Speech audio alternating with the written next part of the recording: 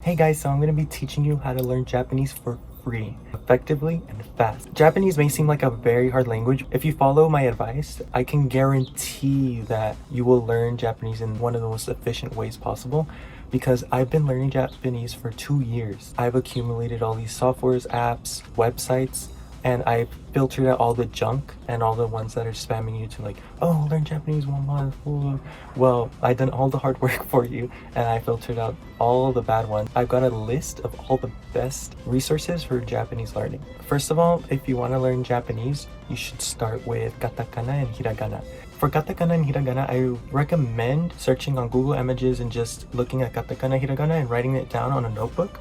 Do it enough times that you just memorize it. I don't recommend learning Romaji. Romaji is only for like tourists who want to get by in Japan. But if you actually want to learn Japanese, then it's a must to learn Katakana and Hiragana. So once you're done with Katakana and Hiragana, I recommend just searching up common phrases in Japanese like Ohayo gozaimasu or Oyasumi nasai. Everyone uses these phrases so much that it's worth memorizing. So once you're done with all the basics, you want to learn grammar. And so I have a whole list of websites and YouTube channels that are the best for learning Japanese grammar. One of the first things that I think is one of the best resources is Tim K's Grammar Guide. He has a full list of like N5, N4 grammar. It's like a guide and it keeps you organized, lets you know what you need to learn next. So N4 and 5, if you guys don't know, is the ranking system of how proficient you are in Japanese. So N5 being the most beginner level and then N1 being like native level. And so I'm like, I would say around N3. Tim K's Grammar Guide is mostly N4 and 5, a little bit of N3. It'll give you the basics of the N4 and N5 grammar. It won't be too comprehensive. And so what I recommend is just to use Tim K's Grammar Guide as a guide. You only look at it to keep you organized, to tell you what to learn next in the Japanese language. If you're learning one of the grammar points on Tim K's Grammar Guide and you're like still iffy about it, I recommend searching up a YouTube channel called Japanese Amo. She's really good for like comprehensive grammar guides. She gives like 30, 40, even like hour-long videos about like one grammar point. And so whenever you're feeling kind of like iffy about a Tim K's like grammar point that he's trying to explain, then I recommend searching up that grammar point on YouTube and then putting like Misa Sensei after it, and she'll most likely have a guide for it because she has like almost all the N4 N5 grammar you need. If you have a hard time learning grammar, she has a series of just grammar. It's really good. Like even the hardest grammar points can be learned through her playlist, and it's really good. I recommend like 100%. Another place to learn grammar, this one's a website. It's MAGGIE Sensei. She uses her dog as like the person who teaches the Japanese, and it's really cute. So MAGGIE Sensei is also very comprehensive. So if you're having trouble with Tim K, or even like if you're having trouble with Japanese Amo, you can search up MAGGIE Sensei and she'll most likely have a grammar point. She has grammar points for all N levels. I don't know about N1, but all grammar points she has, because her articles are based on what people ask her, and since like lots of people have asked her like everything, she basically has all the grammar points. And so that's for grammar. If you're a beginner, if you're an intermediate learner, I recommend this book. You can get a PDF version, but you can also get the real copy of it, which I got. It's called Tobira Gateway to Advanced Japanese. So this is like if you're stuck in intermediate level, like N3, and N3 is kind of like hard to get through because there's so much. To get through N3, I recommend this book because it teaches you all the N3 grammar points and it helps you get to the next level of advanced Japanese. Now on to vocabulary. So vocabulary, there's 3 things I'm going to list. There's Anki, and so Anki, lots of people swear by it. It's $25 on the App Store for iPhone and it's free on Android. I don't personally like it. I've seen lots of YouTubers who do like it and lots of learners who swear by it. They say it's the best thing ever, so you might want to try that.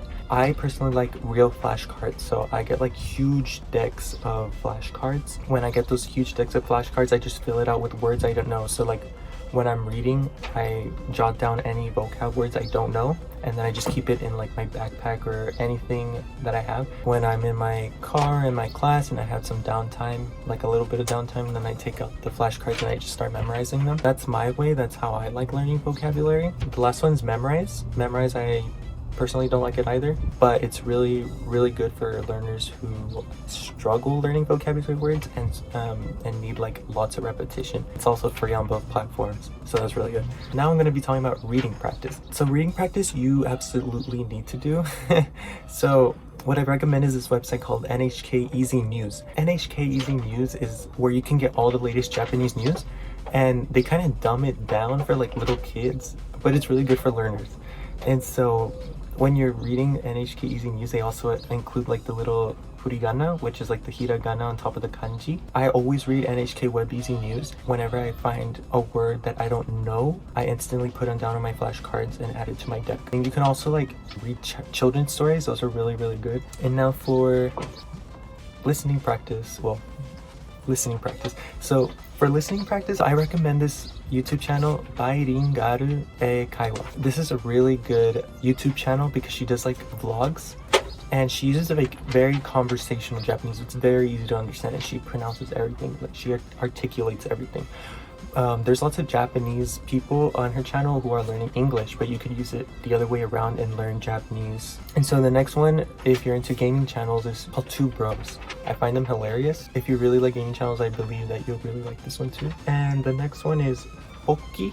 He has two channels. He has a main channel where he does like unboxings and like vlogs and all these things, and he also has a gaming channel. So whichever you prefer, if you like both, you can see those. He talks really fast, so if you want like a challenge, I really recommend watching him. He was like one of the first Japanese YouTubers I watched, and at first I had no idea what he was saying because he was like talking at lightning speed.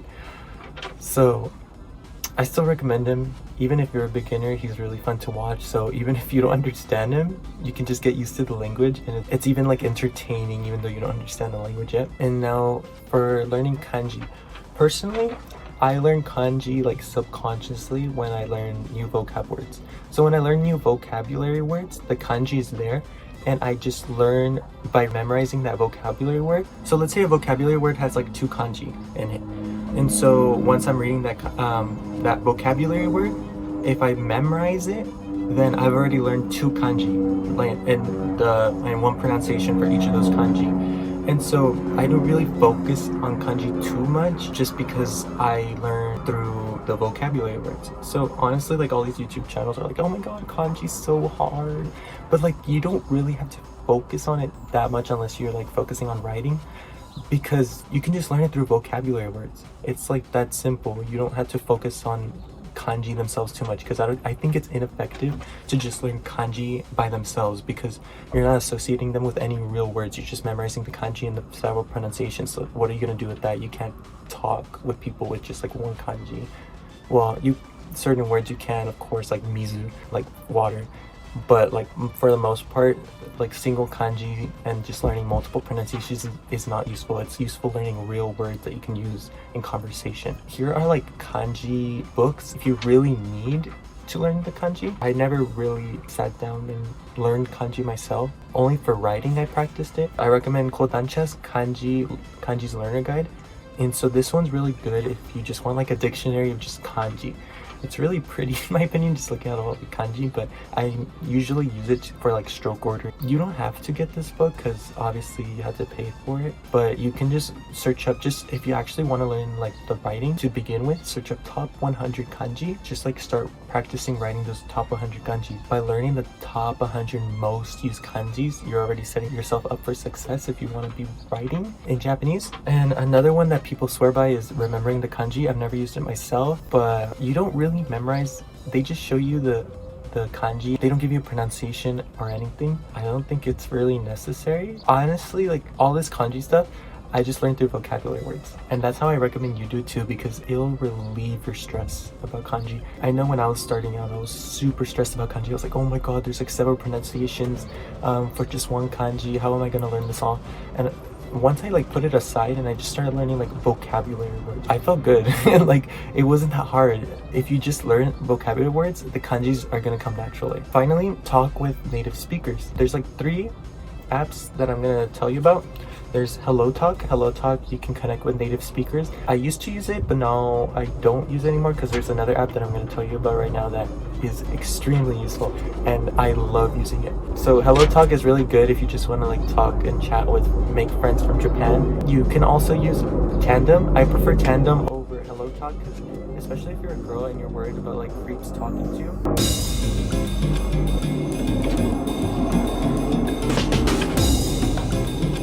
So now I'm going to talk about this other app called Tandem. Tandem I personally prefer over HelloTalk, especially if you're like a girl and you're kind of worried about like creeps talking to you. I recommend Tandem because you have to verify your profile before you even enter the app, so it's relatively safe. I found that people on Tandem talk more. I don't know why, but they usually respond quicker and they respond more. For the final app, it's not really for Japanese, but it's really good.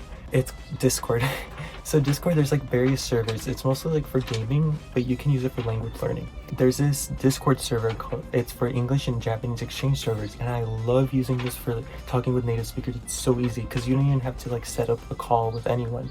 You can just jump right in, start talking with natives, chatting away with them. But my favorite part about it is that there's like voice channels, and there's like people in like let's say there's a voice channel called Japanese only or beginner Japanese. You can just join that voice channel and then automatically you're speaking with natives. This is the most effective way because instead of waiting on HelloTalk for a response or having to set up an appointment, not an appointment, but a meeting with someone to call them, you can just like right away just start talking with natives by just joining a voice channel and just start talking to them. So it's like the quickest way to get access to native speakers. I'll put all the links down below for all the websites, guides, software, all the things I've mentioned so far. I'm gonna just recap real quickly everything.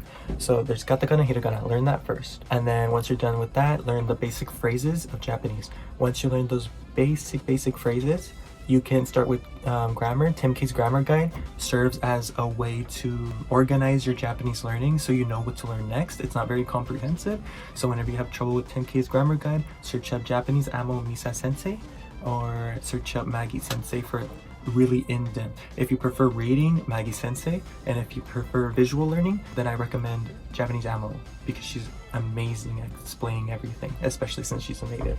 There's some vocabulary, Anki, real flashcards are memorized. There's reading practice, NHK Easy News, YouTube channels, the ones I've mentioned for Japanese. And then there's kanji, so like kodanchas, and then there's remembering the kanji. Those are books, so you're gonna have to pay for them, but you don't really need them. You can just learn through, how I said, vocabulary. And so then there's like to talk with native speakers, which is the most important part that you need to know.